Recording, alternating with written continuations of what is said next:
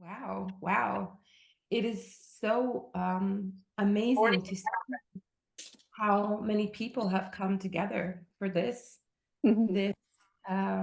vision, this dream seed came through and manifested through myself and Ariette and Marie and Isis in the last 10 days. And so it really is just a beautiful reminder for me, the power of following through with intentions. And it's so I thank you. I say all that to just thank you all for being here. I'm so excited to be able to co-create this space with you and for the offering that we are going to be offering you all today. I'm so excited. So we're going to begin now. I will keep my eye on the waiting room.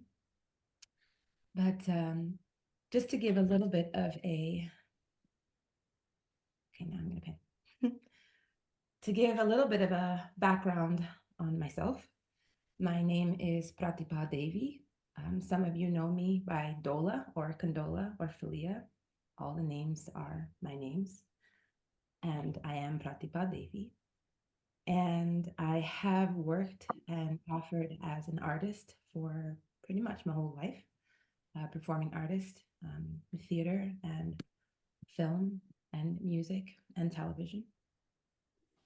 And within the past 2 years, my spirit has called me forth in different ways, as I will always be an artist. And I'm very excited to be able to continue sharing my art and also the structures of what is known as Hollywood were no longer serving.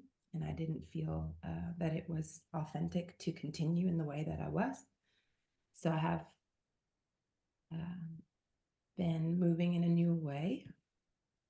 And now it is a great honor that I'm able to offer as an alchemical astrologer, as well as my art, and as a crystal energy healing facilitator. So, how we all came here today was I was actually going over, I offer, there's a dear friend of mine, Amaya Cohen, she has a space called Temple of Devotion.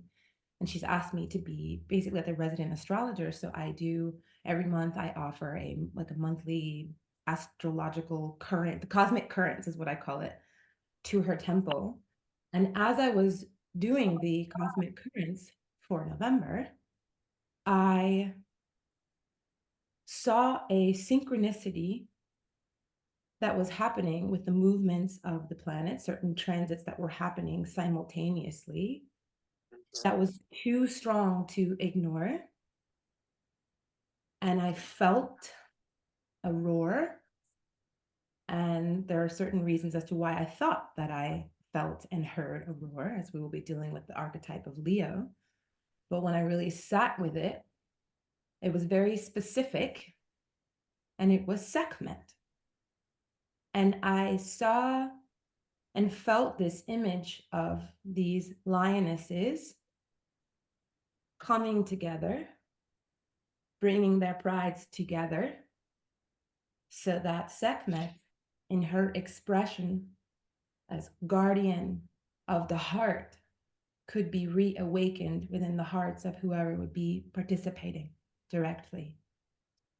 So naturally, when I saw certain faces who I felt were involved, Ariette, Marie, Isis, I reached out to them, and I was so fortunate that they were moved to be a part of this. And here we are. And so I'm going to be diving more into the astrological piece. But first, we have the great fortune and honor to receive a grounding meditation from Ariette Love. And so, without further ado, Ariette, please help us to ground. Welcome, welcome everyone. And can I please ask you all to mute yourselves? Okay, thank you. And if you can do it, maybe you can do it, Pratibha? Mute everyone. Oh, yeah. Oh, wait, now I can't hear you. Ah, yes, because I was muted too. So what I said was I will introduce myself later. Let's first start with grounding. Okay, so maybe you want to close your eyes, maybe you want to keep them open. Whatever you choose, bring your awareness inwards. Allow yourself to dive in deeply, becoming aware of your body, and may the breath help you with this. So the next inhale, imagine you breathe in love or whatever it is you need, chi, prana, life force energy, and you breathe it into your lungs, into your heart, into all the cells of your body.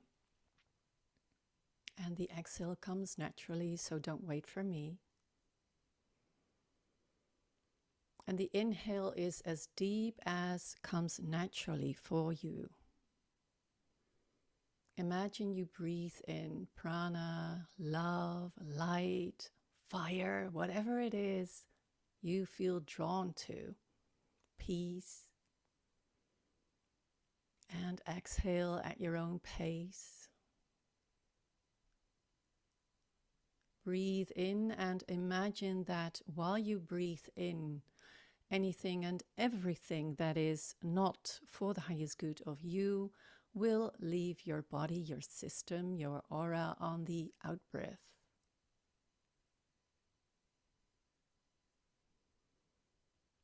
The next inhale, breathe into your heart.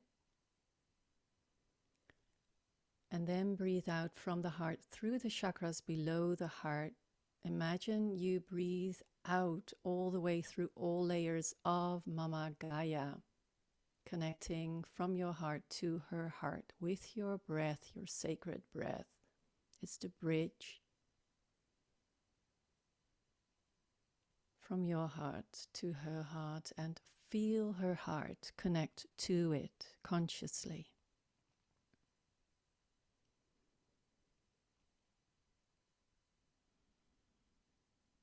Feel her support, connect to her unconditional love, her wisdom, her fire, her waters,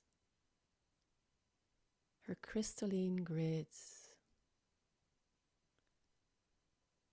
her strength, and recognize this is present in you as well, and breathe all of this in, receive as you return with your in-breath into your heart.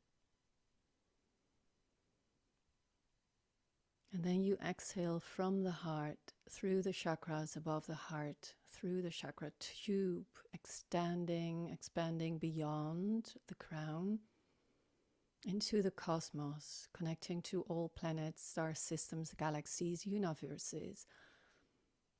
And imagine you connect this way to Source, the one eternal primordial source. And thus to your own divine blueprint as well, your origin, your mission, your being, and your reason for being. Connected to these frequencies, these codes of source. Imagine you breathe anything and everything that is for you. You breathe it in straight into your heart, expanding the heart this way even more. Fully grounded, fully connected to the one primordial eternal source. This is your protection, your connection, your grounding, and feel how it feels in your heart. See if you can feel the pumping of your heart, the heartbeat. the heartbeat that takes with it all frequencies, all codes you have now connected with, transmitting them to your whole body, into all cells, all spaces between the cells, and into your aura field, helping anything and everything that is out of alignment or that is not serving you, that is not of the highest and purest frequencies for you in this now, for you and all, helping to transmit them or expel them from your field of love.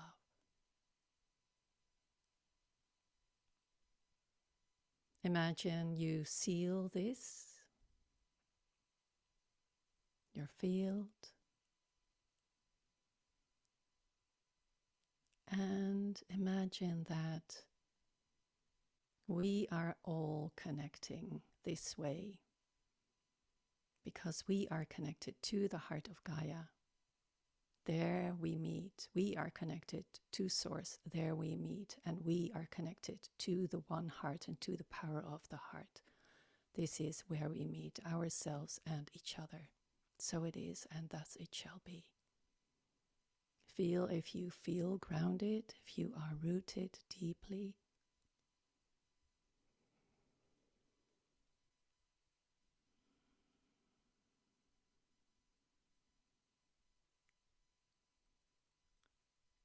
And then inhale. Exhale with a sigh or with sound. Bring forth your unique sound frequency. Feel it vibrating. The vibration helps to take with it or to vibrate loose, again, anything and everything that is not of your frequency. Breathe in, breathe out. With sound, breathe in. And do whatever you need to fully return. Maybe move your fingers, move your toes, move your legs and shoulders, your spine. Welcome, welcome, welcome, all of us here. What a joy, what a joy. Thank you so much for showing up. Thank you, Pratibha. And I'm really curious about what the planets and the stars have got to tell us. Thank you. Thank you, thank you, thank you. Thank you, Ariette. And so now, let's dive in. So, just bear with me one moment. I have to shift my, okay, there we are. So, as I practice alchemical astrology, just to give a little bit of a background as well, all of the references I'm going to be making are going to be through the lens of Western astrology for this particular call. And so with Western astrology and with astrology as a whole, I believe, we're really working with the Hermetic principle of as above, so below, as within, so without. So the way that I work with astrology is not to say, okay, the planets are doing this, so it's going to make you do this. This is not the way that I work with it, but rather it gives us a frame to be able to utilize the cosmic movements to be able to identify within ourselves the frequencies as they are moving in the cosmos, they move within us. So the understanding is that we contain all the frequencies of the planets. We contain all of the different zodiacal signs within us at different levels based on our birth charts. So often somebody will say, I'm an Aquarius, I am a Sagittarius. This is when, because we often in our society, we identify, part of the sun sign is our ego identification. So that's why we often will say that. And in truth, We all have a moon placement, a Mars, a Venus, a Pluto. So we have all of these frequencies within. So as they move within the cosmos, they will, this is more personal, but they will actually move through our birth charts and trigger different points, triggering the different placements of the planets at the time of our birth, and triggering our lessons, triggering our evolution, triggering events, right? And so based on our level of awareness and co-creative participation, the archetypes and frequencies connected to these celestial bodies, which we carry within, can be expressed consciously or unconsciously, right? Just gonna admit one other person. So when expressed consciously, we are more able to co-create foundations within and for ourselves and for our personal relationships, our communities, and for the world that are founded in harmony, divine balance, peace, and unconditional love. When expressed unconsciously, these frequencies often play out in our lives in the form of the unintegrated shadow. So this may be where we may act from fear, greed, anger, where we may fall into the traps of the illusion of separation, and often creating more mayhem and confusion in our lives and in the lives of others. Now, it's not about right or wrong. I don't approach astrology from that standpoint. Everything is a lesson. So sometimes things are expressed unconsciously, and from that, we now learn what it means. When that happens, we feel what that feels like, and that teaches us how to show up consciously. So I don't deal with it from a right or wrong place. All paths lead home kind of a thing, right? But my intention for this offering and for astrology as a whole is not to create fear. It's not to be overly deterministic, but it is to learn how we can consciously work with the frequencies of these astrological transits within our own selves in order to come into a more harmonious, loving expression of ourselves for the benefit of all beings. To reactivate and remember. I love this word remember, because for the longest time, remember meant like here, but then really thinking of the words remember, putting yourself back together, remembering yourself as a living, breathing, vibrating, important, and potent thread in the tapestry of this universe. To reactivate, reattune, and express your sacred instrument, your sacred frequency, the song of your heart within the grand symphony of life. So we are utilizing the journey of the celestial beings, the planets, the asteroids, and stars as a star map, which leads us step by step in the unfolding of our personal and collective development. And we're allowing the wisdom that we can decode from these transits to assist us as we rise from the slumber of unconsciousness into the experience of our wholeness, into the experience of our uniqueness and our oneness. And ultimately, as we begin and continue to evolve into a new ancient way of being. And as we begin and continue to build the templates of a new golden age. This, I believe, can only be done through the heart. And so here we are. And in regards to linear Earth time, it's maybe going to take a little bit of time for the wholeness of this to be expressed. So we best get going. So I want to just share a little bit about these 3 transits that we are experiencing around now that caught my eye, that this vision for us to come together was born out of. So the first thing that I want to speak about is we have a Mars in Cancer in opposition to Pluto in Capricorn. Now, I'll just give a little bit of the dates first, and then we'll dive into that a little bit. But the dates really, it's like from now, we're already in it. I would say until around November 19th, 20th, and then Pluto goes direct. And then Pluto is going to actually be going into Aquarius at that time. We'll talk about that later. So we're at the height of it right now.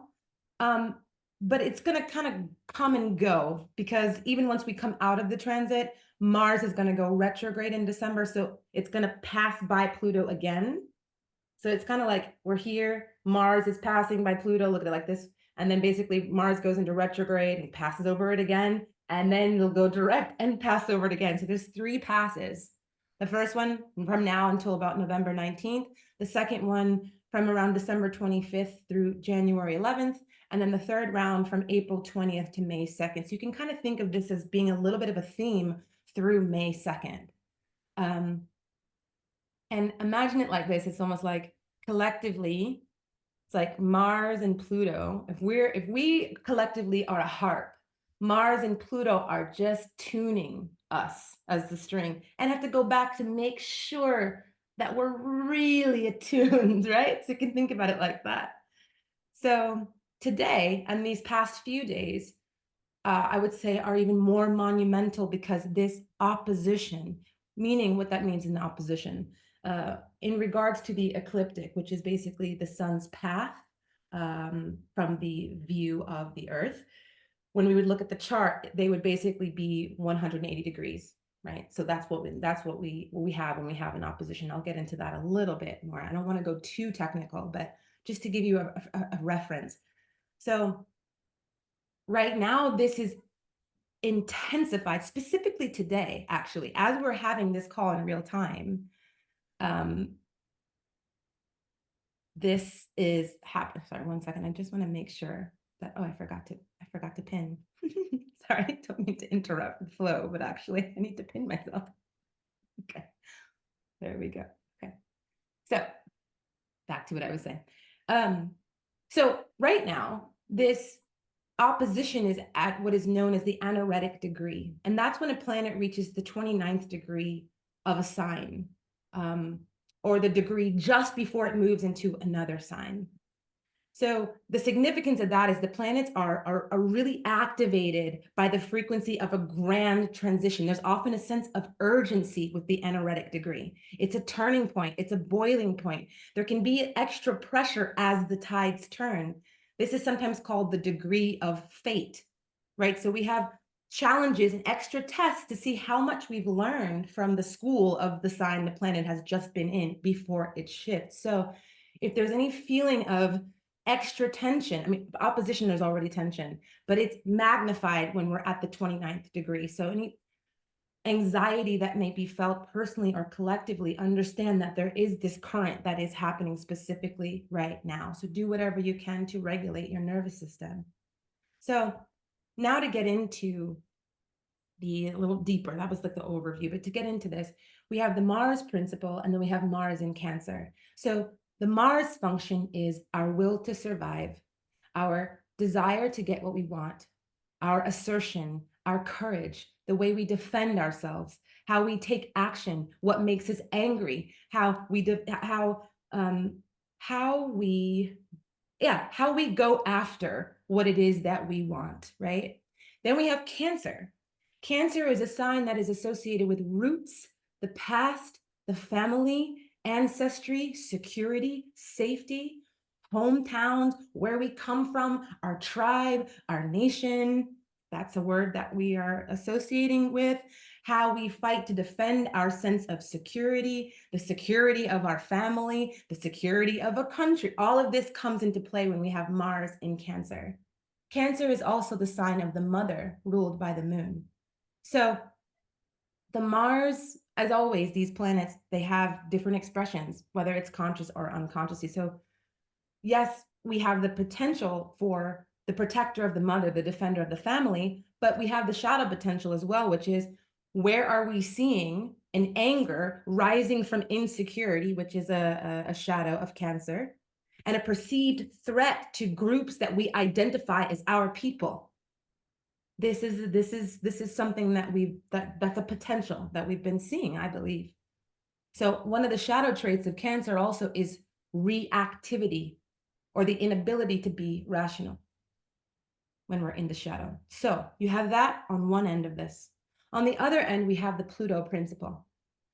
Pluto is the god, the planet of death, rebirth, shadow material, regeneration, the underworld, the dark side, power dynamics, intensity, drama, crisis, fear can be shown when Pluto is involved. Essentially, when Pluto is involved, the earth splits. It's an earthquake. And whatever is not of service is shaken up and brought down to the underworld. But first, metaphorically, whatever is lurking in the underworld comes up through the steaming cracks of the earth to be acknowledged, integrated, and ultimately released. Pluto is not evil. Pluto himself is not bad, but the Pluto function within us often shows us our darkest blind spots. And when it expresses itself unconsciously within a person or within a group, it can and often does result in harm or crisis. Pluto expresses itself through the unintegrated shadow in the forms of compulsive behavior, obsession, and mainly distortion of power. And so Pluto shows us where we are still not free, where we are still ensnared by or entangled with distortion of power and or compulsive reactivity. But the gift of Pluto is the rising phoenix. The gift of Pluto can be the experience of wholeness, of integrated light and shadow, of divine power of instead of power over. So a gift of Pluto can be liberation from any and all tethers that bind us and any behaviors, actions, emotional, mental, spiritual programming that is no longer of service to our highest expression. Pluto will show us the darkest part so that we know exactly where the light needs to be shown for integration. And when one surrenders to this and begins to work consciously with the force of Pluto, this is the stuff of self-mastery and reclamation of true power, which needs not exert itself on another and will not be overpowered by another either. The evolved expression of Pluto is the ascension as the phoenix. So we often, though, when it comes to Pluto in this context, look to the collective stage to experience the extremities of Pluto. Now, Pluto right now is at the 29th degree of Capricorn. Certain frequencies connected to Pluto in Capricorn can be all of what I just mentioned, shadow material in regards to public structures, establishments, the worlds of businesses, governments, rulerships, patriarchal energy. Now, I say patriarchal in a neutral way. And because Pluto is involved, yes, in this case, I'm also referring to the toxic display of patriarchal energy. And I want to make that clear because I'm not one to say that patriarchy as a whole, or patriarchal, I should say, the energy of a patriarch is automatically toxic. I'm not going to say that, but we have experienced toxic patriarchal energy. And so I'd like to make that, that difference in association. So basically, what we've been experiencing, I would say, is with this patriarchal energy, when it's distorted, which it has been, it raises the possibility for, at this particular moment, it raises the possibility for toxic patriarchy to rear its not so beautiful face again, as it's kicking and screaming on its way into transmutation. That's how I like to look at where we're at. So it's like a grand finale in a symphony, or the last big act, I would say. Hopefully, we'll see what we do. It's always up to us anyway, but these are the potentials that I'm seeing. So overall here, we have a seesaw of polarities between personal will, Mars, divine will, Pluto, action, and surrender. The patriarch, Capricorn, the matriarch, Cancer, intuition in the inner realms versus the logic and attuned to the external realities, issues of personal and domestic, issues of the personal and issues of the professional and material. So whenever we're in opposition, the key is synergy. The great challenge is finding some form of alignment within the seemingly opposing frequencies. When in opposition, finding and living rooted in our center is key. And the center is the heart, right where we are being led. So that's the first piece. And I love astrology so much, and I love the planets so much because they tell a story. I love the synchronicity that I attune to when I watch their movements. So, as I mentioned, as we are holding this gathering, we are in the opposition of the anaretic degree, as I mentioned, right? Just a few hours after we conclude at around 11:10 p.m. Eastern Standard Time, just one moment before 11:11, Mars will move into Leo. So we have Mars. I've already mentioned how the function of Mars moving into Leo. That is the sign that is the ruler of the heart. Both, I'd say metaphorically, but also even in medical astrology, Leo, the sign, is connected to the heart. So what do I see there? I see Mars in Cancer, the defending of the mother, moving into Mars into Leo. So what I see is, to defend the mother, we become the lion. So Mars in Leo, November 3rd. Mars in Leo is initiative. It is leadership. It is confidence. It is motivation to achieve goals. Once there's a focus with Mars in Leo, enthusiasm and willpower fuel the drive. It's a roar, right? And so we have Mars action and Leo leadership, ruler of the heart. So you put that together, active leadership from the heart. And because Pluto's involved, and there's always surrender involved with Pluto, there is also the surrender to the purity of your own heart. There's a beautiful quote that really moved me. I saw it some time ago.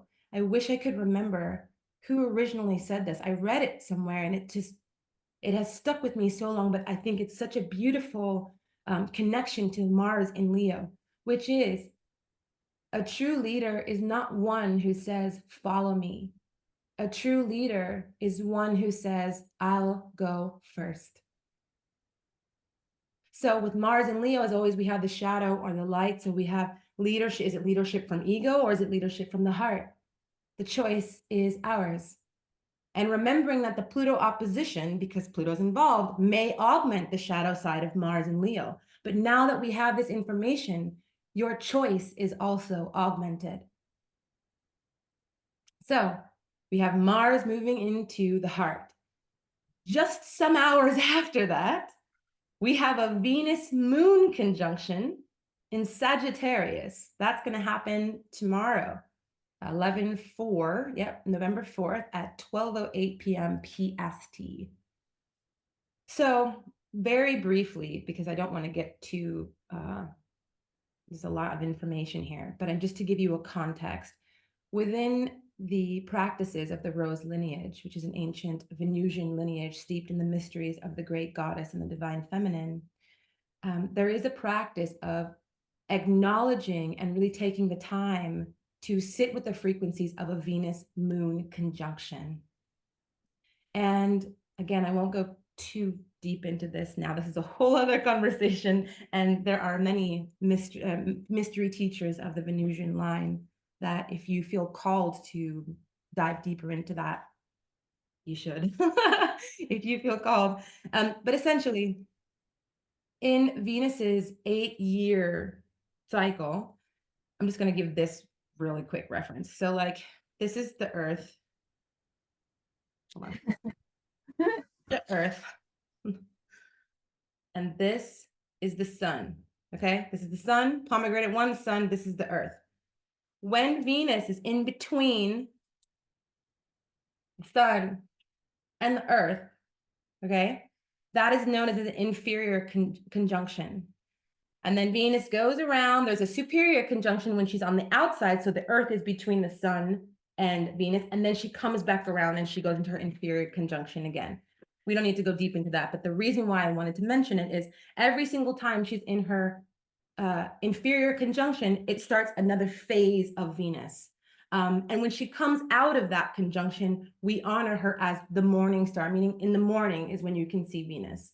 Then she moves, goes to the superior conjunction, and after that, she's the evening star, and she's in the sky in the evening. Now, I mention all this because in the practice of the rose lineage, sometimes it is honored where when she's in her evening star, we honor her when she's at these Venus moon conjunctions, she's moving up the chakras, the different chakra points. And then when she goes retrograde, she's here in the soul chakra, the soul star chakra. And then after that, when she becomes the morning star, she descends. And this is following the mythology of Inanna. And so basically, and that's the context. Now, basically, at this particular Moon Venus conjunction, which is happening tomorrow, she is in her evening star phase, and she's just spent the last month or so at the solar plexus. And so tomorrow, the day after, some hours after Mars moves into Leo, the heart, we have a Moon and Venus conjunction in Sagittarius at the heart chakra. All energies are moving into the heart. You cannot write this 2 days before a very, very potent and very, very energetic day. We have all of this motion into the heart that is available to us. So a little bit, the moon represents our needs, how we nurture, how we like to be nurtured, the feminine intuitive principle. Venus, how we love, how we like to receive love, our connection to beauty, to harmony, and to relating. So when we have the Venus moon conjunction, this is a very powerful frequency of the great goddess as nurturer of the world. It's the great goddess as maiden, mother, lover, crone, wisdom keeper, priestess, healer, and is specifically potent on these days. And so as we experience this opposition, this is very interesting as well, between matriarch, patriarch, and I mean energetically, we also have the coming together of the masculine, Mars, and the feminine, the moon and Venus, in the center of the heart. So we have a polarity within the polarity. So in the spirit of this moon-Venus conjunction in Sagittarius, Sagittarius being the sign of expansion, of seeking what's beyond the horizon, growing. It's all ruled by Jupiter. Everything is about expansion with Sagittarius. So we have these planets in Sagittarius. And so the question is, what can we do to expand our heart enough to be able to hold the existence of polarity? To be able to hold ourselves and the existence of others? How can we honor that the truth, that the one in its expression of the many in this present moment are not all experiencing life in the same way? So can we be firm in our energetic boundaries and in our expression while also holding compassion for those with different expressions? If we weren't all meant to be here at this time, then I don't believe we would be. But we are all here now. So for visualization, what I saw was, how can we expand our hearts so wide that it actually becomes the field on which this Mars and Pluto game happens? For humanity to come together again, for the beings of Gaia to come together again. It'll be through the heart. If and when the many choose the roads that lead back to the heart, the many will come together and experience themselves as the one again. So, to wrap this up, we have Pluto moving out of Capricorn for the last time in our lifetimes, unless we remember how to exist for hundreds of years like we used to. See how far we can get with our remembrance. But essentially, Pluto has a 248-year cycle. So as we are living now, this is the last of it for now. So whatever Pluto brings, this is what I want to offer at the end. That is, to me, so inspiring as we move into this very interesting week. Whatever Pluto brings to the surface at the energetic degree of Capricorn, governments, societal structures, big corporations, those who have assumed positions of power, whatever that is, whatever those distortions of power are, it is setting the stage for Pluto to move into Aquarius, where it will remain until, I believe, 2043. Aquarius is a sign that is connected to innovation, revolution, higher ideals, and service to the collective. Pluto, power, Aquarius, the collective. Pluto moving into Aquarius ushers us into the frequency of power to the people. And remembering that with Pluto, there is almost always the revelation of shadow first.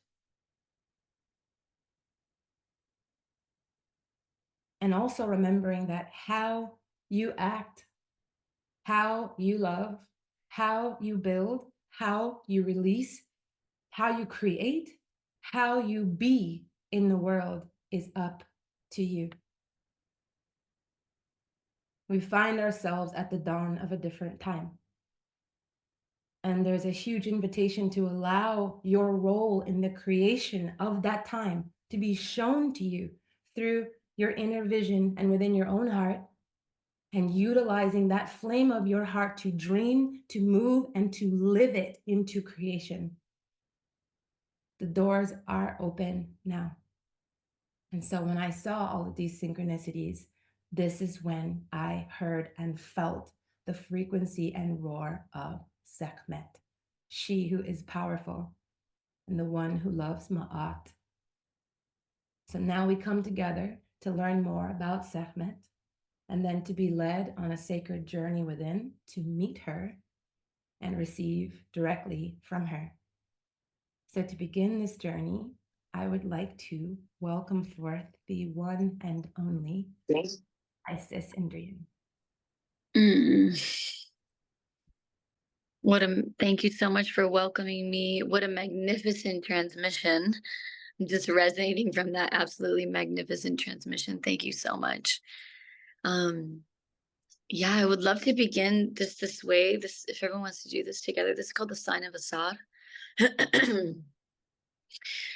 Asar, Osiris, and this is one of the things I love to do. That we just close our eyes and receive the transmissions that were just gifted to us. Here comes my son. Quiet, Baba. Receive the transmissions that we just received fully. Allow them to integrate into the body. And in this way, as we receive the transmissions and how they open up and attune and inform, we here at this moment just acknowledge everything that has led us to this moment. Our own trials, our own tribulations, our own victories, our own transformations. We just acknowledge ourselves that way, and our ancestors and where we come from, our origins.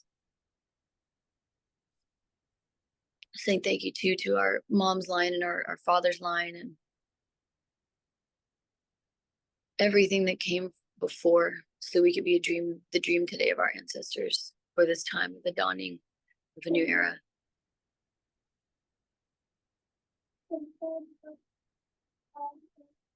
And then in this way, as we feel into our current, our circle that is cast today, here, and in the future, we now take a moment to bow to each and every person in the circle and their lines where they come from. So please go ahead and bow.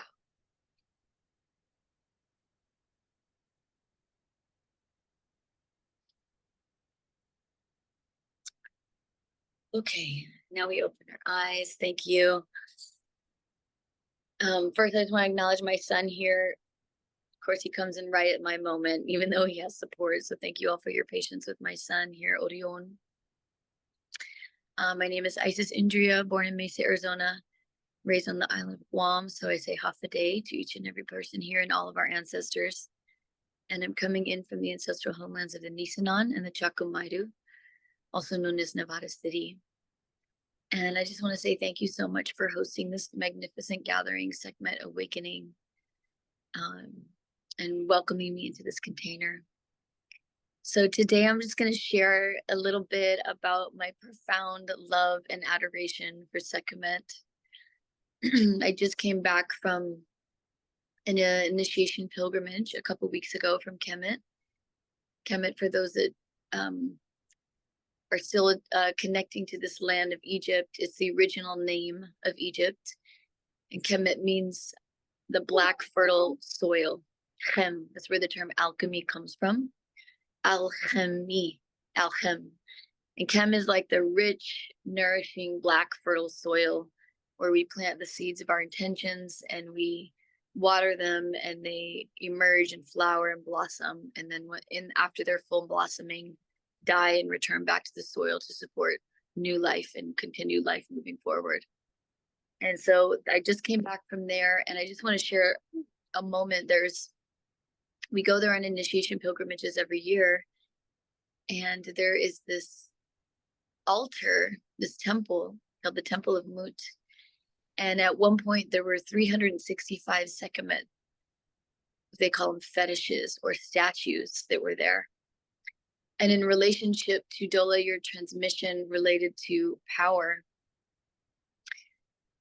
you know, a lot of these statues, these fetishes that are considered to be vehicles for the life force of creation to move through are now, a lot of them are all over the world. It's like Sekhmet is been placed and moved in different museums and locations all over the world.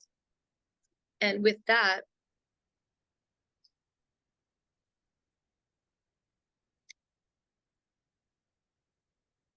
her name, Sekhmet, Sekh is connected to the term Sechem.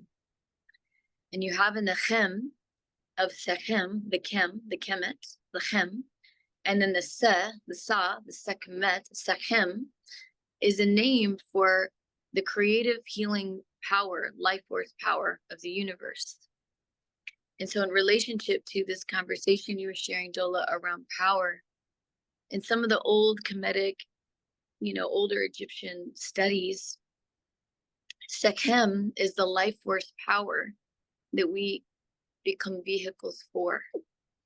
And in that being the life force power that we become vehicles for, it's a healing energy that assists the transformation of ourselves and also of consciousness and humanity. So this is embedded in her name. And then in the Sekhmet, the Met, the T usually has a reference of like a holy feminine spirit aspect. And so there's this holy feminine spirit aspect of Sekhmet that is connected to the Sekhem, the creative life force energy of creation that we are vehicles for it to move through and support the healing energy and consciousness through us. And so in this way, she's known as the grand healer and also the great warrior. Sekhmet, as most of us know, for those that are connecting with her for the first time, she's a lion-headed Neteru.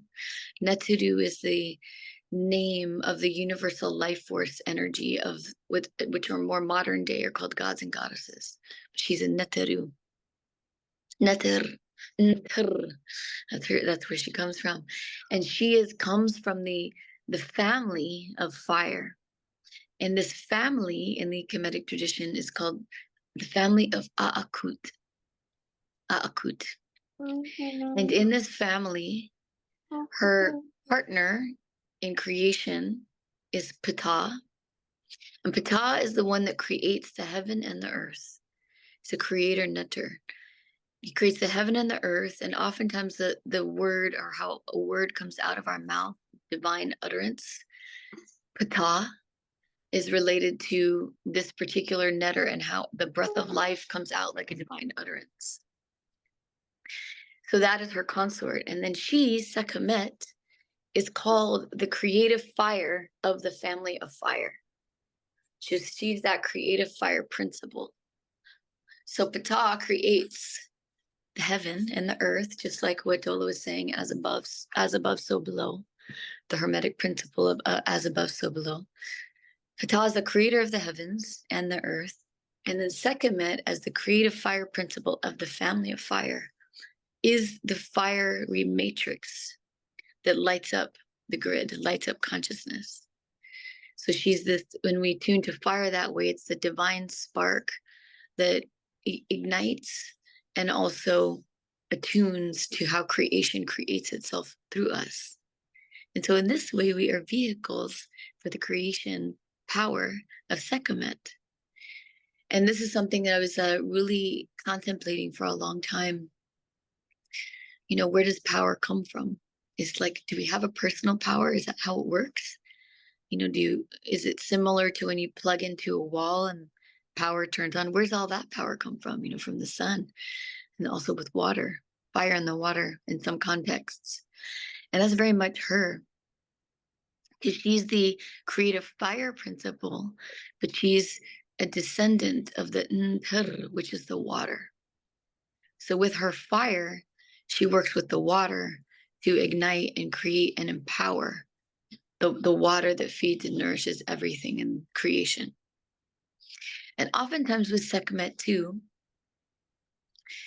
you know, in some of the Egyptian cosmology realms of study and research and ritual and contemplation, you know, like Dola was sharing about the cosmic alignments that are occurring.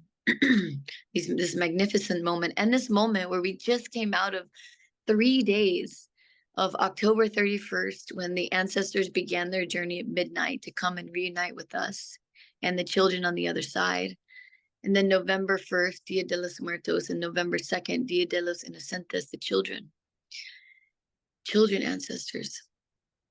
And in this time, All Hallows Eve and Samhain, it was the first time probably in our life that we would have lunar Samhain, where the new moon in Scorpio is on this timeline, which is like, wow, you know? And then yesterday where I am, you know, in the Northern Hemisphere, November 2nd at midnight is the moment when all of the ancestors and the children ancestors return back through the 7 gates and they go home. And we got to spend this time of reunion with everybody together, and we light the candles for them to travel here. And then we blow out the candles as they travel home. And the flame, for when they arrive, is called the flame also in this context of Sekhmet, where she's also the light that helps open up the gates of the invisible realms, of the visible and the invisible. She's that flame that's the same flame in the candle, that's the same flame in the sun, that's the same flame from Sirius and even Lyra, and that's the same flame in our heart, which is why she's related to our heart. So in this way, there's this movement of information, communication, and life force energy from Sirius, Lyra, the sun, to the candle, to our hearts. And this is the creative power of Sekhmet. Her child, Sekhmet and Ptah, a lot of the ancient Egyptian cosmological stories is there's triads. And there's a consort and a divine child, like my son here. Their child is Nefertem. And Nefertem, Nefer means beauty. Their child is the blue lotus. And the blue lotus, you know, in reference to Egypt, is very related to the Nile. You know, the Nile has 2 root systems. There's the blue Nile and the white Nile that come from Uganda and Ethiopia. And they meet in Khartoum, and then the Nile travels north. And then as the Nile travels north, at one point, now it's only 5, but at one point distributed into 7 tributaries, and it blossomed at the top. So every time somebody made an offering or prayer into the water to the god Hapi, they said that prayer would travel up the Nile and offer to all the 7 bodies of the water, the world. And then in this way, we are said to be the Nile, like our 2 legs or the blue Nile and the white Nile. And then the water travels up our spine, travels up our body, and just blossoms in our mind, Nefertem, across the land. We are the blue lotus, the Nefertem. And the story of the blue lotus is related to the fire of Sekhmet and the water of the Neter. Is that the lotus, one of the old traditions of the ancient Egyptian blue lotus, the older that are now planting and growing in Kemet again, is that the blue lotus had 3 days of its journey. It would live underwater in the primordial waters of creation. And in the time for it to rise out of the water and receive the light of the sun, it received the fire from the cosmos, the fire from Lyra, the fire from Sirius, the light, the new information. It'd receive it and open up with the sun, and then take that information and that fire, that creative power, and bring it into the water, and do this for 3 days, and then offer that to the world. And this was a relationship of Sekhmet, the fire of Sekhmet that would come into the lotus, and the creative principle of Ptah, and then offer that to the water. So it was emergence of the fire and the water, just like our bodies. We're made up of water, and then the divine spark of creation is the fire. So truly, in this way, with our heart, we are all Sekhmet. We are all vehicles for the creative power of the universe, that is the power of healing. She's often known to be the lion warrioress, the warrior that is so devoted to integrity. It's like the power of integrity, the power of checks and balances, interior checks and balances, the eye of Ma'at inside of our consciousness, our pineal. The interior power of checks and balances, the level of integrity where she's a warrior is she's going to check us, the fire that checks us. Is this fire warming? Is this fire going to burn out, or is this fire destroying? She's even has this story of when humanity was going haywire, kind of like what we're experiencing in this time of transition now. The grand amnesia or forgetfulness of why we're here and what we're here to do, how we're here to serve, and heal and transform and serve others this way. The story is that she was so mad like fire that humanity forgot how to bond with the cosmos and be a vehicle for the relationships of the natural world and the divine. That she came on this killing spree, started killing everybody. And the gods were like, the Neters were like, hold on, Sekhmet, chill out. You know what I mean? Let's give him another chance. And the story is they poured all of this alcohol, because she likes to drink blood. Sekhmet drinks blood and pomegranate and all things red, And they poured all this beer or this alcohol, or some say it was a red algae, into the water, the Nile. She drank it all, and then she got drunk to calm down and chill out. And that was the God's way of being like, let's give humanity another chance. I feel like we're in that moment now. Everything we imagine, think, say, do, our actions, our behaviors, they become our destiny. So this circle that we're here right now, together with this awakening of the Sekhmet energy, of Sekhmet, a tribe of lions, like a tribe of lions of pride, that protect and support our own currents, our families, the communities that we stand for, the communities that we care about, the communities that we're a part of, and our families. And then we come together as a tribe of lions and leaders like here today. We cultivate and strengthen ourselves with this energy of the warrior to be vehicles for the healing energy of Sekhmet, the Sekhem, to move through us, so that everything we imagine, say, and do is an offering of healing into the web. And in this way, with the Sekhmet has a pair in the time of Sagittarius. She's related to Sagittarius, which is coming up next. Exactly. And in Sagittarius, her pair is Bastet, and they're two. It's the offering time of Sekhmet and Bast. And Sekhmet is the fire. She's the pomegranate, the blood, the wine, the red, the fire, the creative fire. That's how we offered her. That's what we feed to her. And Bast is the milk and the honey. And so it's not about being too caught up in the milk of the honey, or be too caught up in the blood and the pomegranate. It's the time of making offerings to them both, So there's a harmonization, like Dola was sharing, a harmonization of the warrior and the healer. And oftentimes too, in the old tradition of marriages, the original that I've found so far, tradition of where the union ceremony came from. And it would happen sometimes in the Sagittarius timeline for Sekhmet and Bast. There would be this ceremony where two people would embody the power of Sekhmet and the power of Bast to make offerings to Heteru Hathor. So the cosmic mother of Hathor would bestow blessings to support us in this time of our evolution. So there's a relationship there. I could go on and on and on until the break of dawn because I love Sekhmet, but I wanted to offer these seeds of nourishment that I've learned. And one of the things I've also learned from Sekhmet is the consciousness of offering. She says, in the Western world, this is what the oracle told me related to her.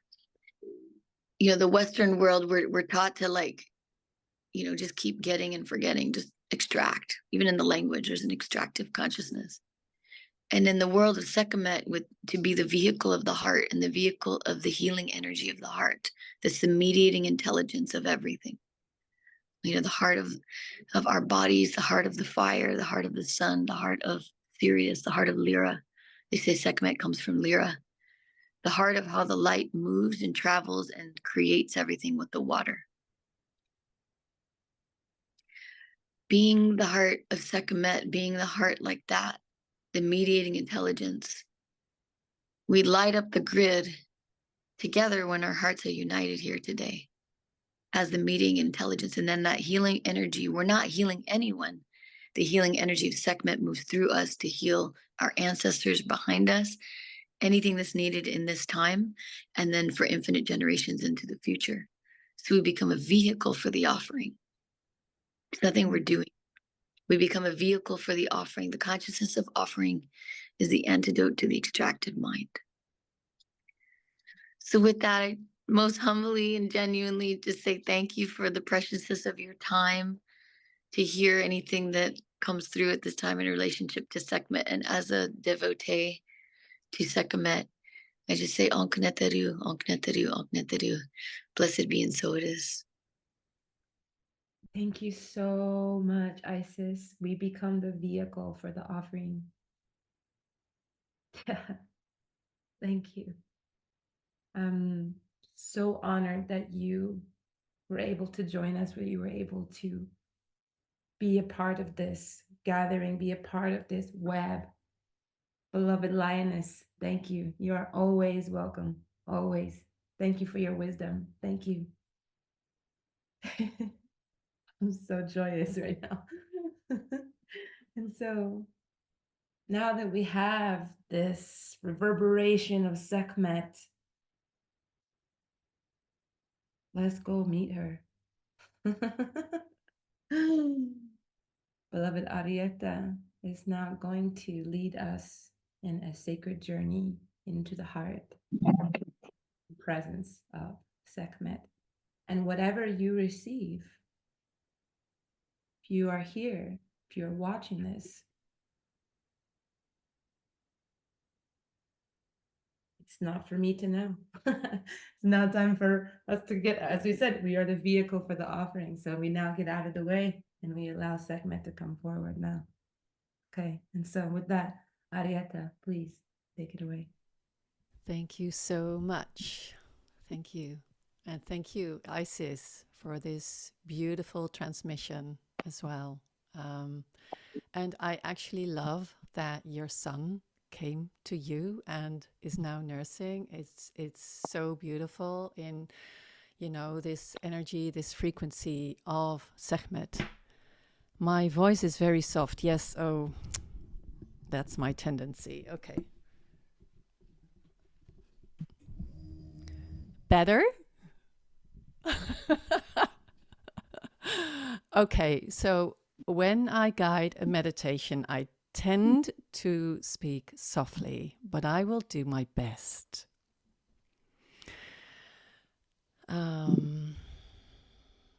I'll shortly introduce myself, very shortly. My name is, the name I use is Ariette Love. I live in Montségur, which is on the Rose Line, part of the Cathar mystery. And, well, I'm a modern day mystic.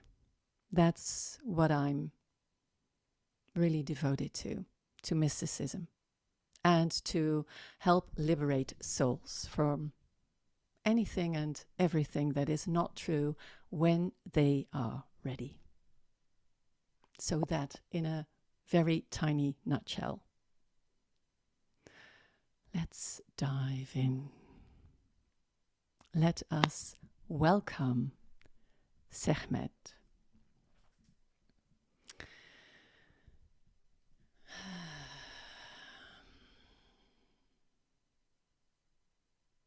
Please close your eyes. And I think one microphone is open. I think so. Okay, thank you.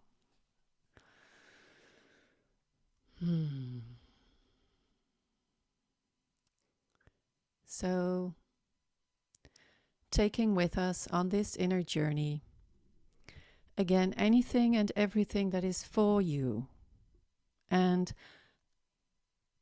letting just flow away anything that doesn't resonate, that's not for you. If you haven't closed your eyes yet, please close your eyes.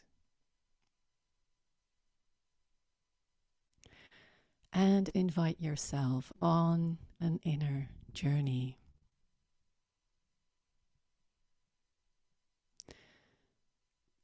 Connect to the grounding frequencies, energies you already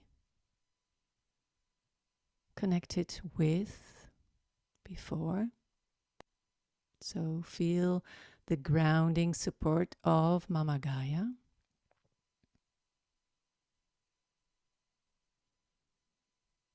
The connection you have from heart to heart,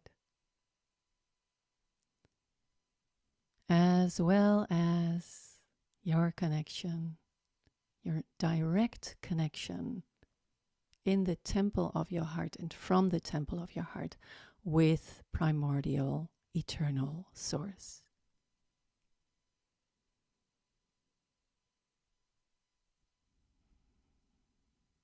Feel the beating of your heart. And allow yourself to really, really enter the temple of your heart.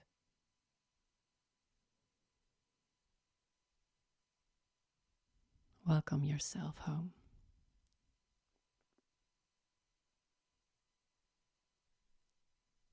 Welcome yourself home here.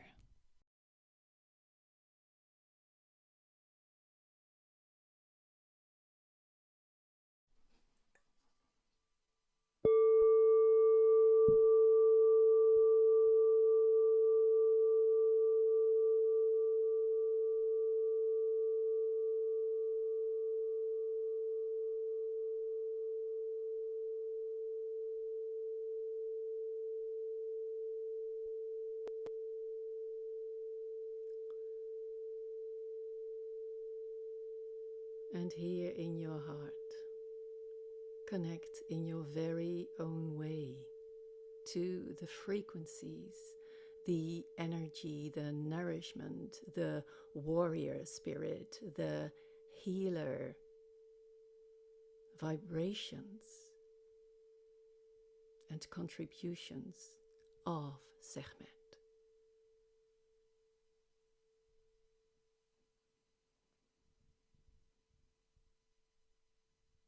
As you are one with primordial eternal source, you can now easily connect with her frequencies, her essence, her presence, as you also connect to your own essence, your own divine presence as well.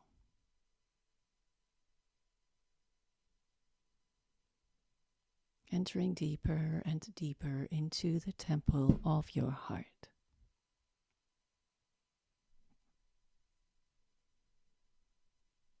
Maybe you visualize a temple, an ancient Kemetic temple. As you walk and walk step by step,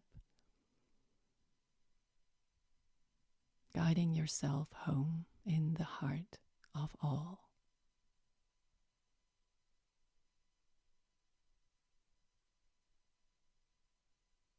Surrender. Surrender. Surrender. And maybe you feel that you need to inhale deeply, straight into the heart, and exhale.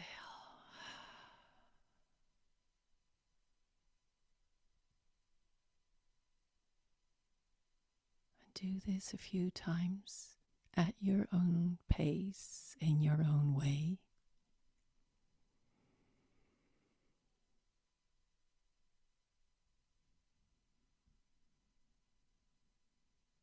And it may be that as you enter deeper and deeper, you feel, or you start to feel, weightless, as if gravity doesn't have an effect on you. It may even be that space opens up for you in your heart, as your heart expands and expands and expands. And as you surrender deeper and deeper and deeper,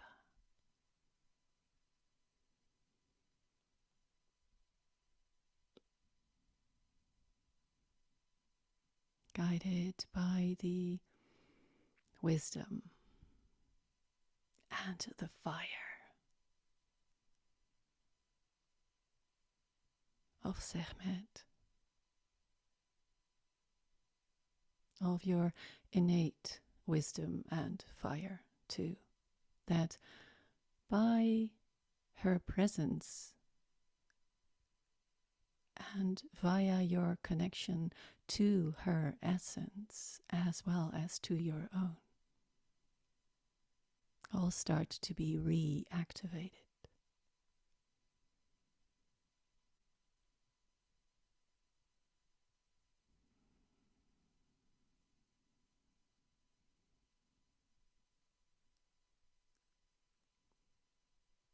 Maybe you feel you can float through space, through the cosmos, while you know you are still deeply rooted as well.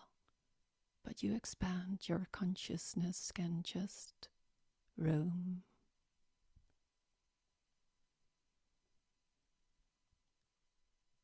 And journey wherever it needs to journey to. Maybe it is to the sun. Maybe it is to Venus. Maybe it is to Sirius. Maybe to Lyra as well.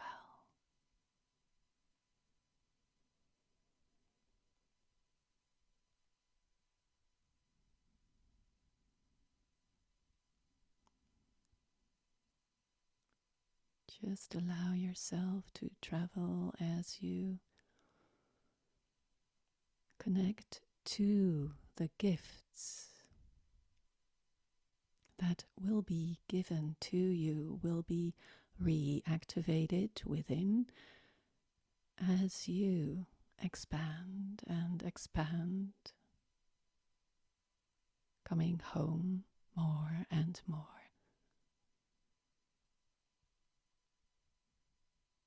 being home.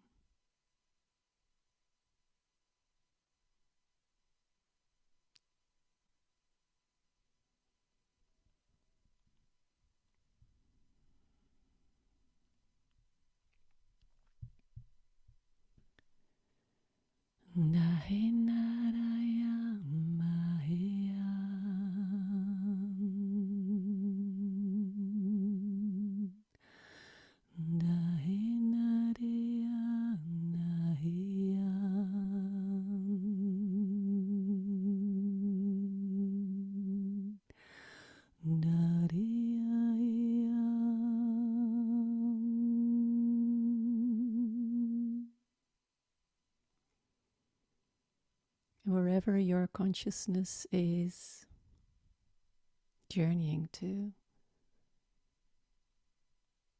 you are still rooted and deeply connected in the heart, in the temple of your heart.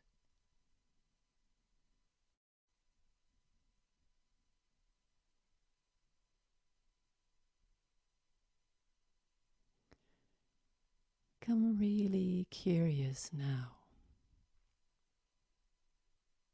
Really curious what your intention is at this very moment when it comes to your why of being here now. What are you devoted to?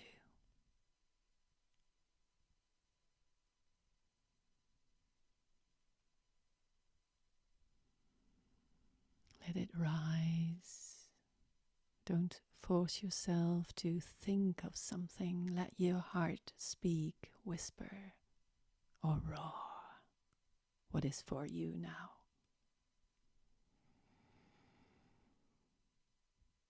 And feel.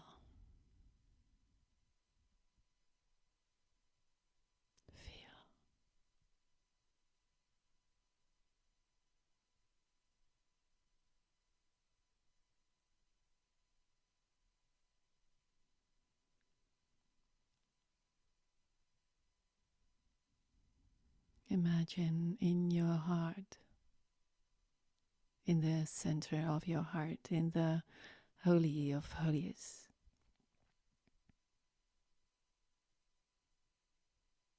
in the sanctum, there is a flame, a sacred fire you become aware of.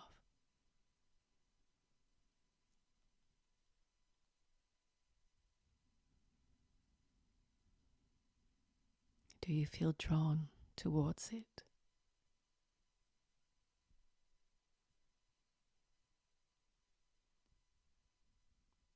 Follow your inner guidance.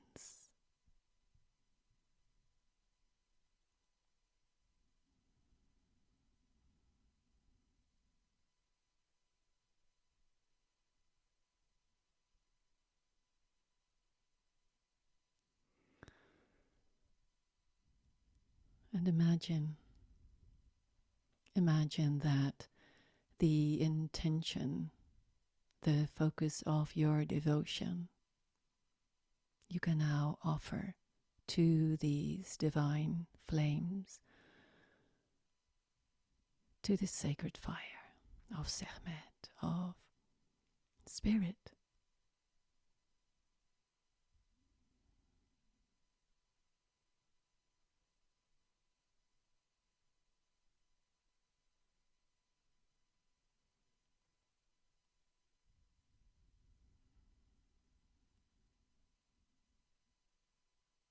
Fire turns it into smoke. Smoke is being spread into the air, the ether. Is being spread naturally, automatically, anywhere and everywhere it needs to go to. Imagine you breathe in the air. It touches your skin as well. It touches the trees. It touches the surface of Mama Gaia. It touches the waters everywhere.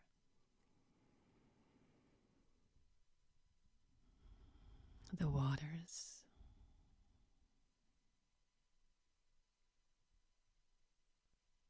Your intentions, your devotion is nourishing all waters. The sacred waters, the primordial waters, the sacred well of life itself.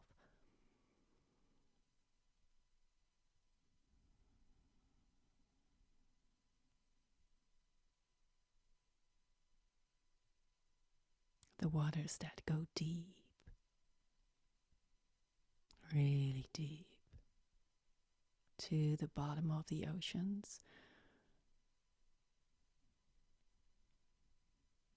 Even deeper, your intentions, your devotion, your frequencies, your codes seep through the earth into the inner waters, the crystalline grids.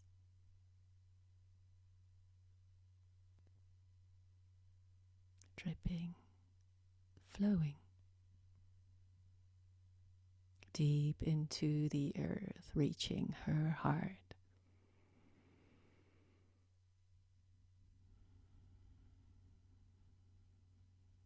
Envision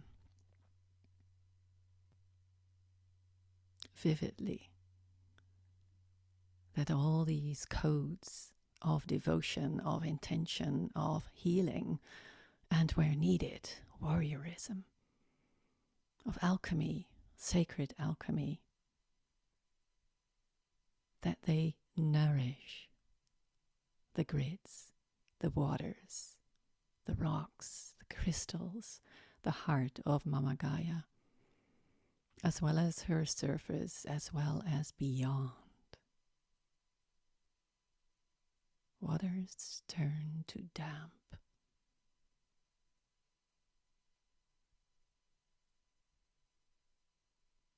Which can travel anywhere. We drink it. We bathe in it. Our codes of healing, of devotion, of fire, of harmony, of overcoming polarization and separation, of returning back home into the one within. These codes that we still carry within, in the heart, in our very own multidimensional DNA, particles, strands, codes.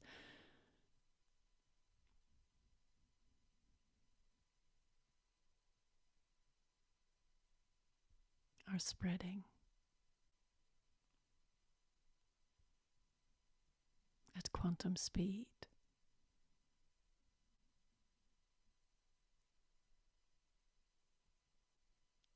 Awakening dormant DNA codes, reactivating yourself within, your fire, your wisdom, your healing powers, your vast love.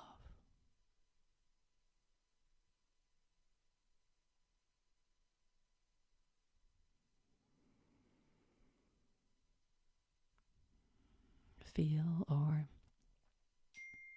be really curious, whichever, whatever is also healing within.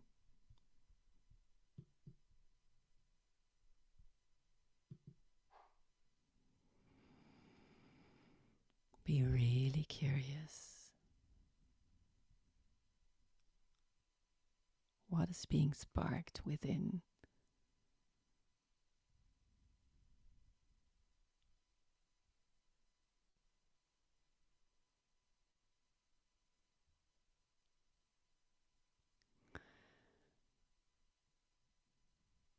Sa sechem sahu,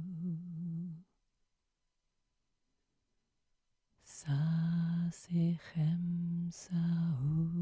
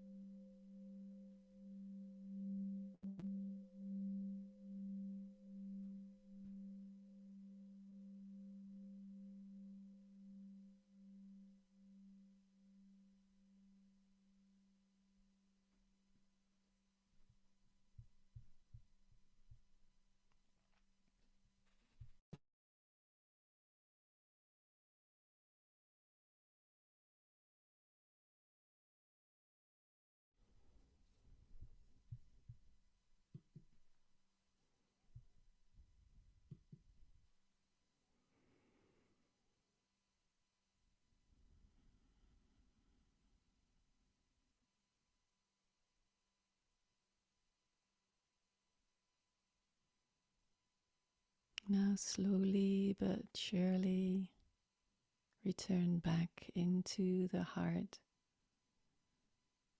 fully. And it might be that in your heart you see or visualize a blue lotus fully flowering, opening, blossoming.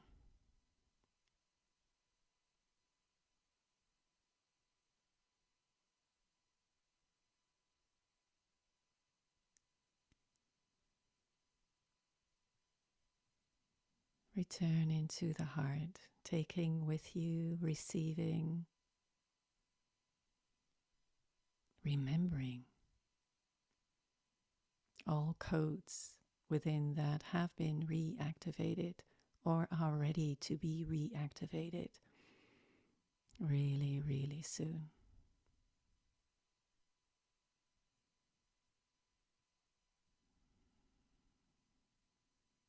Allow yourself the spaciousness of being in the not knowing zone when it comes to the mind who wants to know and put it into words. Just know that you have received anything and everything that is for you as well as for the highest good of all.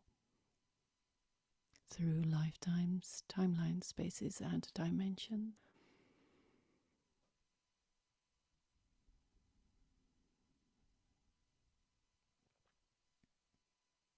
Feel your heart.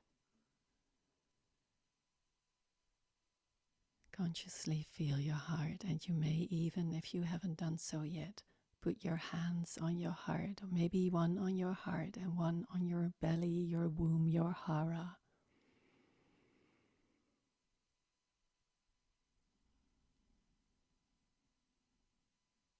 And thank your heart.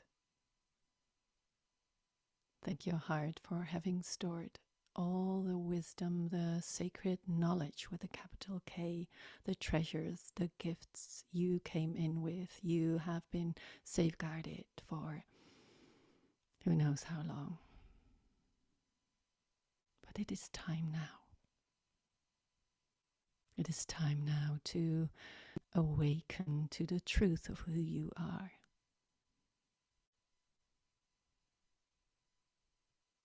And to allow your offerings to flow into the web of life.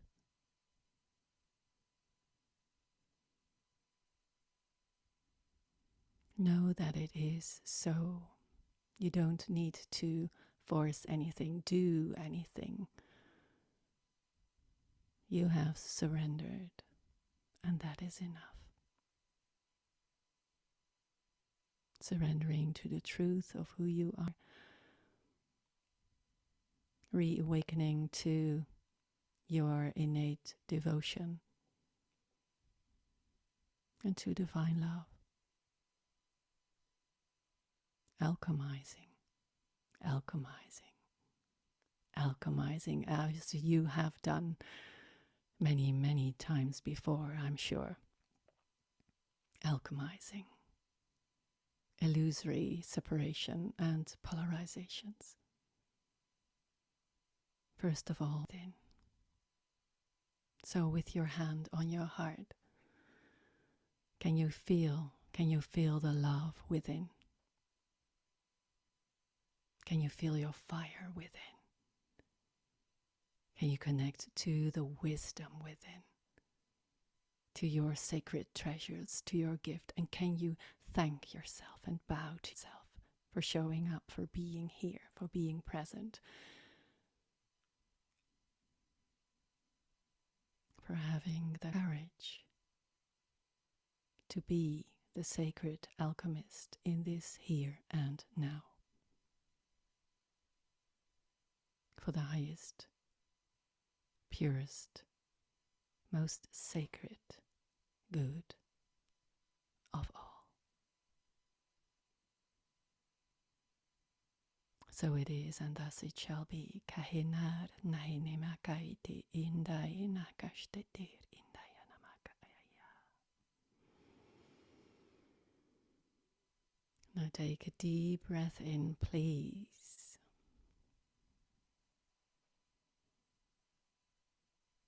And exhale at your own pace. Breathe in deeply, nourishing yourself with powerful, potent life force energy. And exhale with a sigh, with a sound, your sacred sound. Hear your sound, feel your sound, feel your raw, maybe. Start to move more.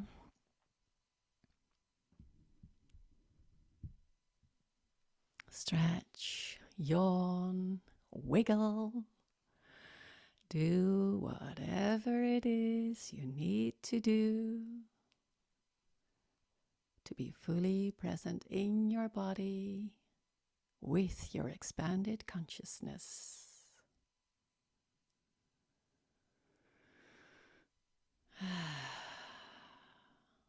Welcome back.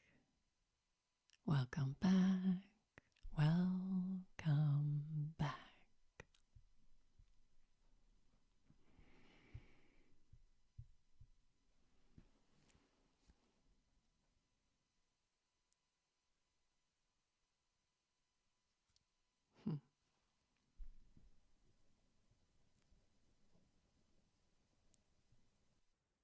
Thank you.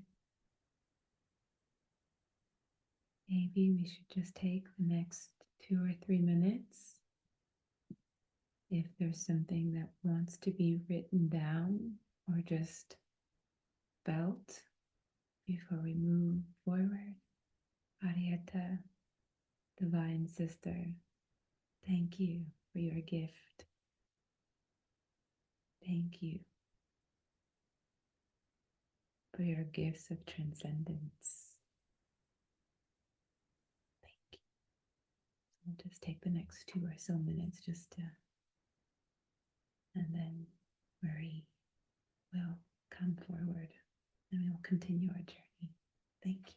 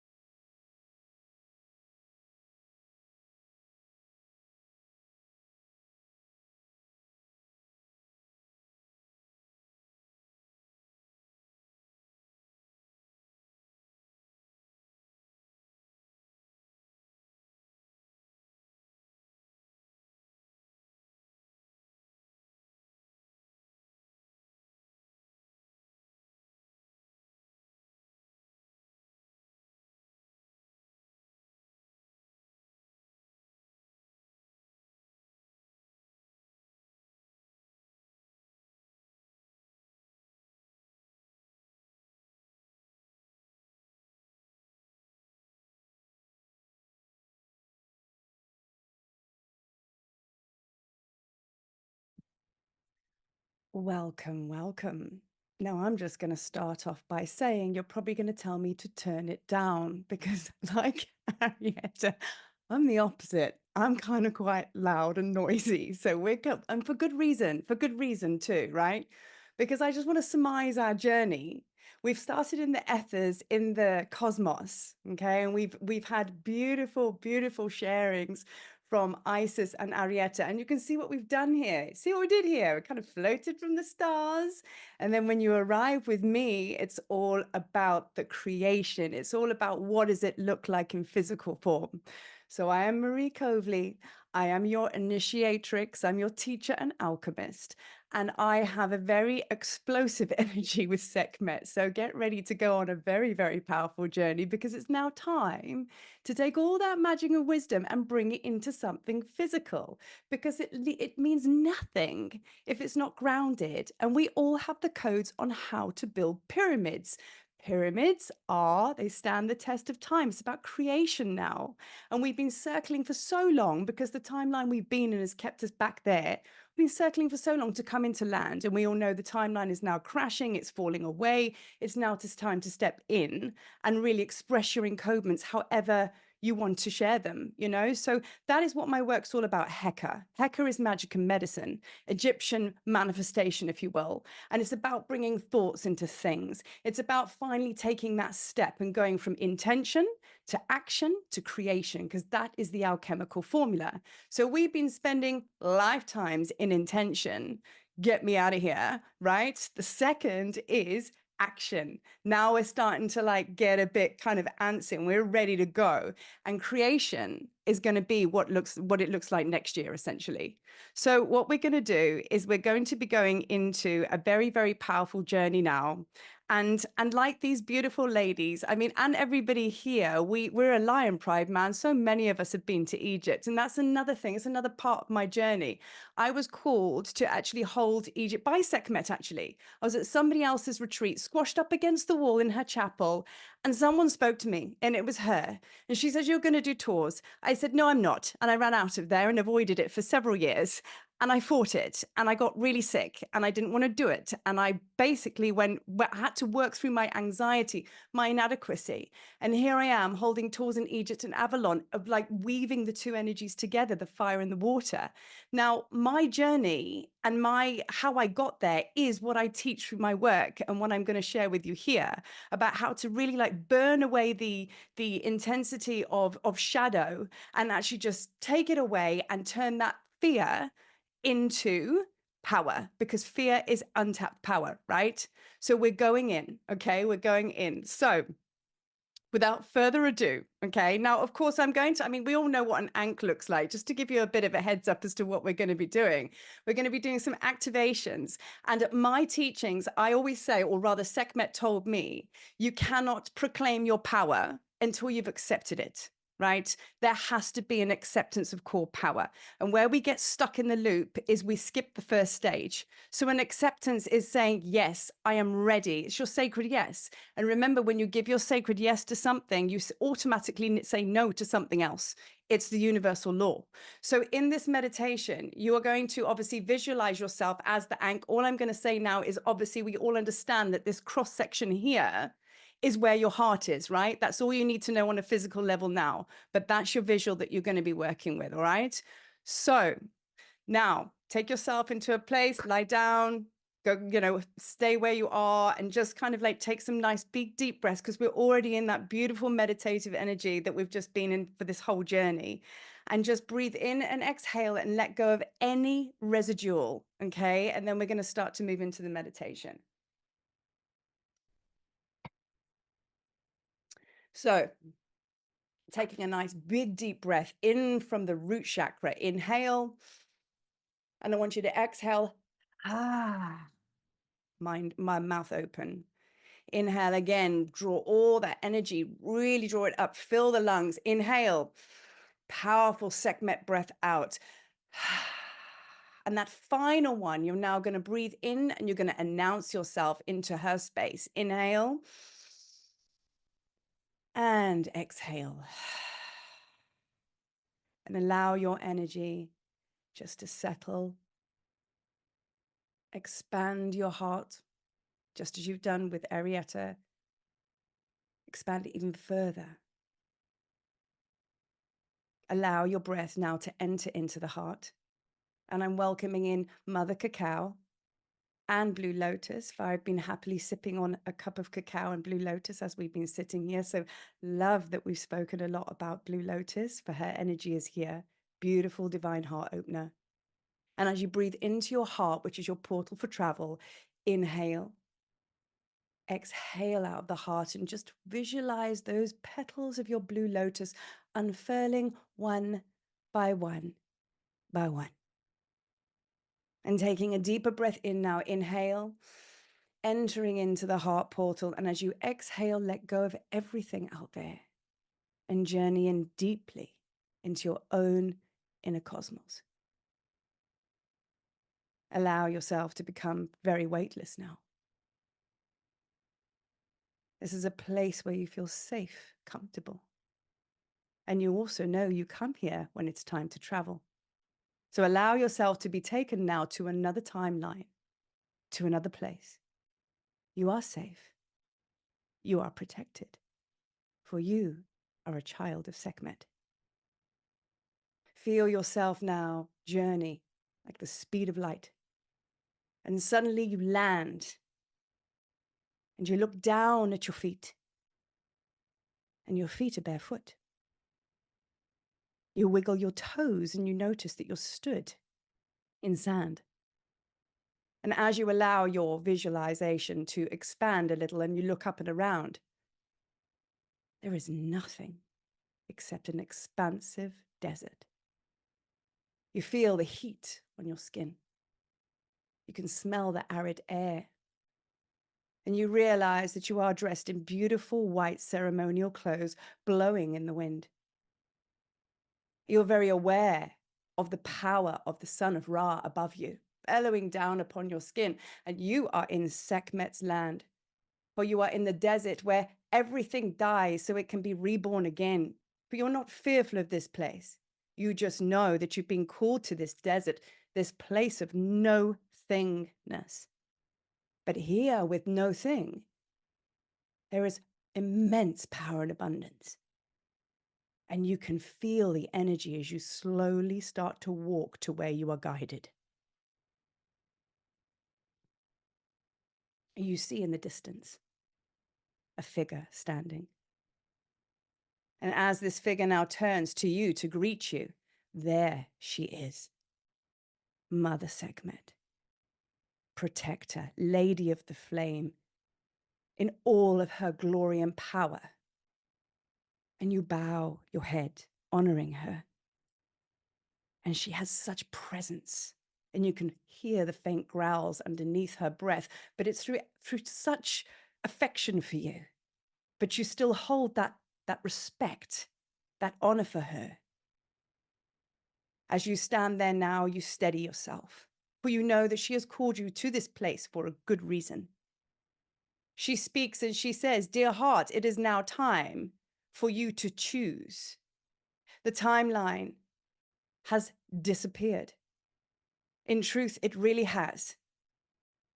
And I am now calling you forth as an upholder of Ma'at to claim your space, to take up space, to be seen, but in this current lifetime, drawing on all of your ancient knowledge and wisdom as a master and asking you to now express this in the world fiercely, unapologetically, proudly. You hold powerful encodements, and it is now time for you to step forth. However, there is still residual. There is an initiation I am going to take you through now, for you still hold remnants of fear, and that cannot take place in the new timeline. Do I have your sacred yes to step forward into this brand new dimension, this new age of Aquarius, Atlantis, whatever you wish to call it? And of course, you give your sacred yes. She steadies you now. She asks you to breathe deeply. So now focus on your breath and focus on the lower vibration of fear. bring forth any memory, triggers, anything that may come forth. When she asks you to step forward in the world and show up now, what comes up? Fear of being seen, fear of being ridiculed, fear of getting it wrong. What if you don't know enough? Rejection, perhaps. Fear is bred from many places. So allow those scenarios to build now. And expand your energy field in your heart wide now. So wide that you connect with Ra, the sun god. Make space, she says.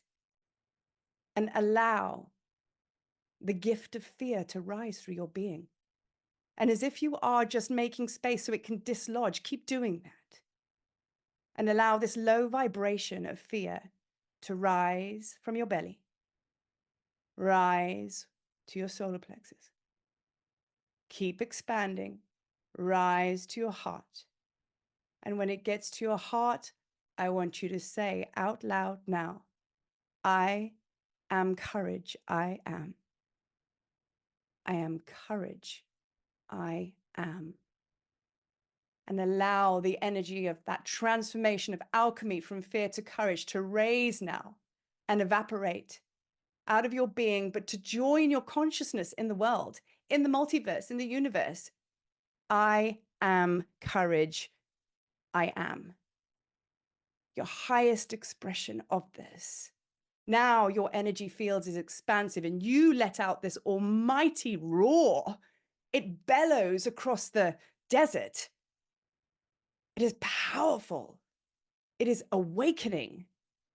And then suddenly you transform and you are an ankh, this sacred ankh. You are vibrating. You are anchored deeply into the earth. Your arms extended, announcing yourself to the world. The circular part of the ankh, that expression is encompassing the whole multiverse. And you stand here now. And she says to you, this, dear heart, is the first step of your initiation. For this is acceptance of your core power. You roar once more, and there is an igniting of fire in your heart. Where the cross-section of the ankh is, sudden fire comes from your heart. Allow it. Finally, it's come online. This is your sacred flame. Your sacred flame of Sekhmet. And as that flame builds now, it is a fiery ball in your chest. It loves fiercely. It creates ferociously. It has the power to soothe, calm, but is your sacred fire of your heart. And now this ball of energy in your heart now takes rise. Allow it to travel up through your throat chakra, up through your third eye. And suddenly it takes form and place above your head. And you have the most magnificent sun disk above your head. And as this arrives at this place, Ra and his rays come down and meets you and celebrates you and acknowledges you as an upholder of Ma'at. Sekhmet is roaring. She is walking around you, jumping around, celebrating you. She changes into real lion, human form. She's shape-shifting. And you just stand and you hold your energy here. And as you do so, Wadjet appears on your third eye, yes, to protect you. But she has shown up to give glory and honor to you, that you are the enlightened one. You have earned your stripes, so to speak. So as you hold this energy now, and you expand this energy, and you lock this in, this is the new, the ancient, the new you. And now you speak, and you say, my beloved mother, Sekhmet, essence of the flame, queen of all the lions, destroyer of suffering and pain. I call upon your strength as I dispel the fear I hold. Your fire lights my embers. I stand before you, brave and bold. No longer am I imprisoned by the shadow and the dark. I stand beside you, mother, as I sail in Ra's sunbark. I lay claim to my throne. I destroy all presence of fear, proclaiming my sovereignty. My path to power is clear.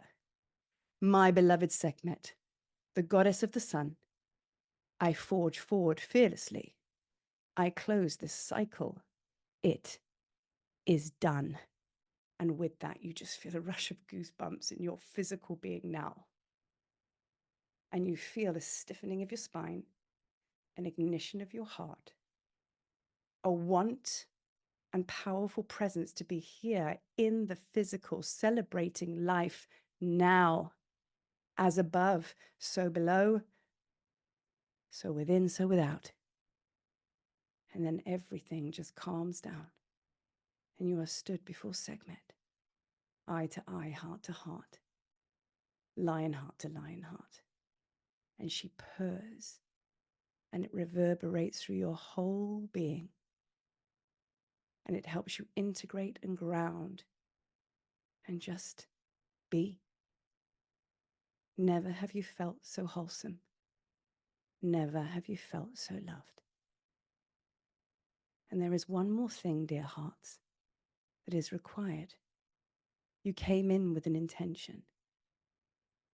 It is now being called for you to come forth with a promise, with all of the magic and medicine and Heka, with the sacred yeses, the becoming.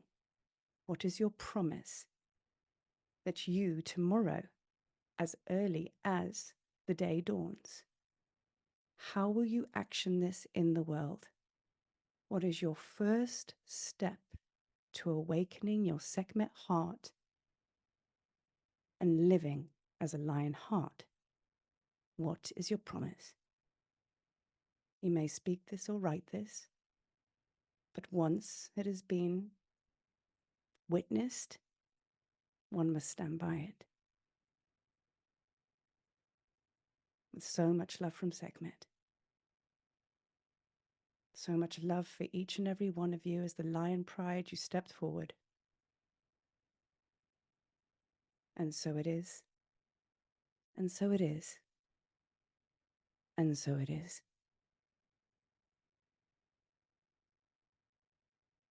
Taking a nice big deep breath now. We don't really want to leave any of that behind, actually, because that's your truth. So we want to anchor it down into your Earth Star chakra, down into the heart of Gaia. Wholesome and true. Love and blessings.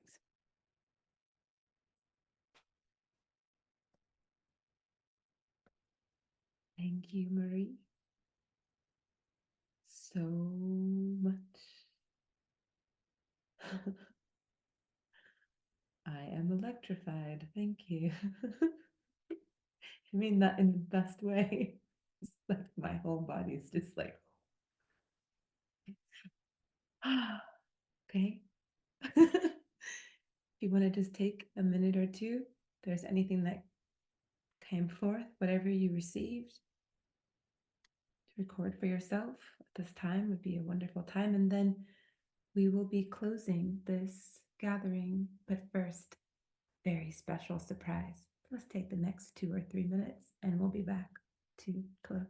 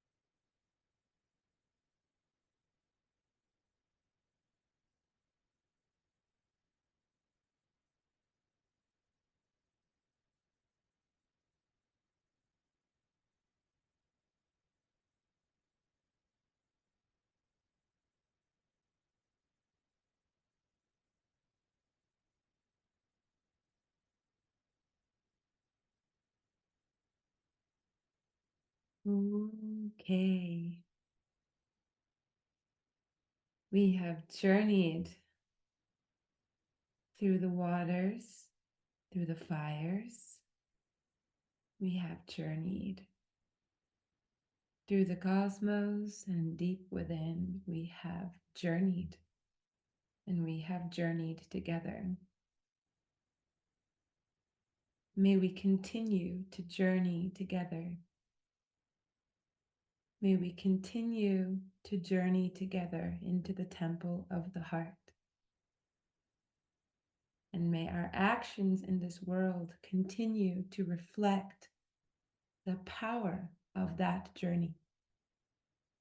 Let's see what we can build now that the doors are open. It is an honor to be here in this call and on this planet with all of you at this time. It's a very, very, very potent time to be here. And I'm honored that we are all here together now. And so, honoring you, beloved Marie, Fire Sister, thank you. Thank you for that ignition, that activation. Honoring you, Ariette Love, thank you. Thank you for your divine grace, your flow, and your light. Honoring you. Thank you, Isis.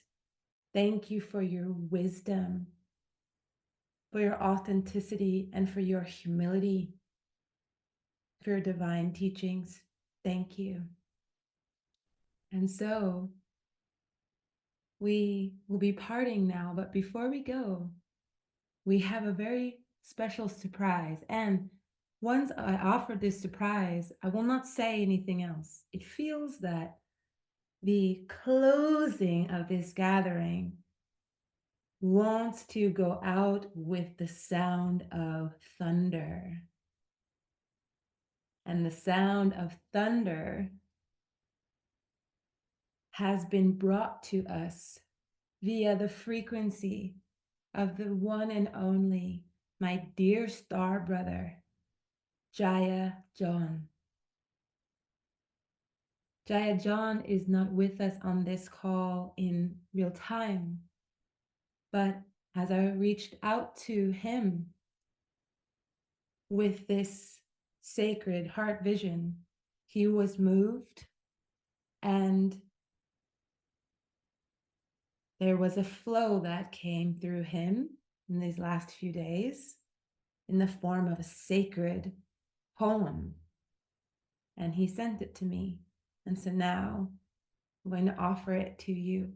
For those of you who do not know Jaiya John is an internationally recognized freedom worker, a poet, an author, a teacher, and a speaker. And he is the founder of The Gathering, which is a global initiative and tour reviving traditional gatherings and storytelling practices to fertilize social healing and liberation. And so, without further ado, and to send us off into the world, Thunder by Jaiya John.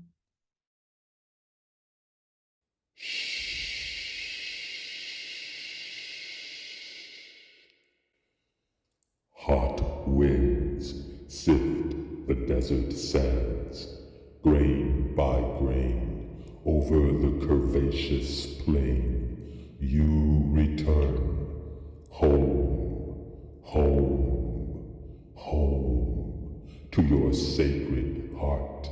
Hot winds and a fire start that leaps up the tree of eternity and sings you free. Boom, boom, boom, go the decibels, shaking blood water in the sacred wells.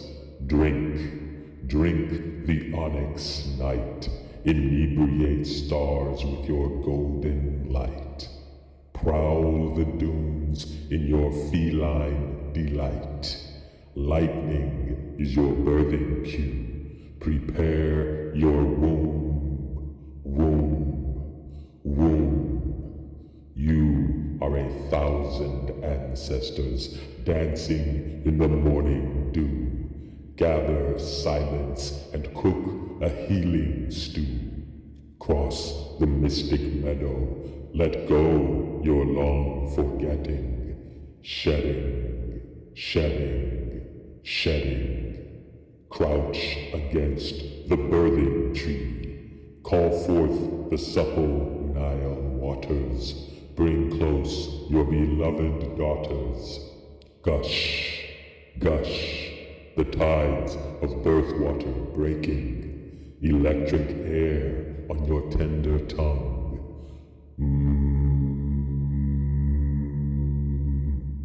Now you hum the sum of your ancient longing. Hum the sun, sun, sun. Burn your pain away. Drop your placental veil and get to seeing. Now wail and moan and shatter stone. You are birthing memory of when you rose up wet and glistening from immortal sea. Remember your infancy. Remember when you were we and we were free. Remember your diaphanous epiphany. Now you are vessel blood surging through our infinite heart. Feel the warming blanket of your artery.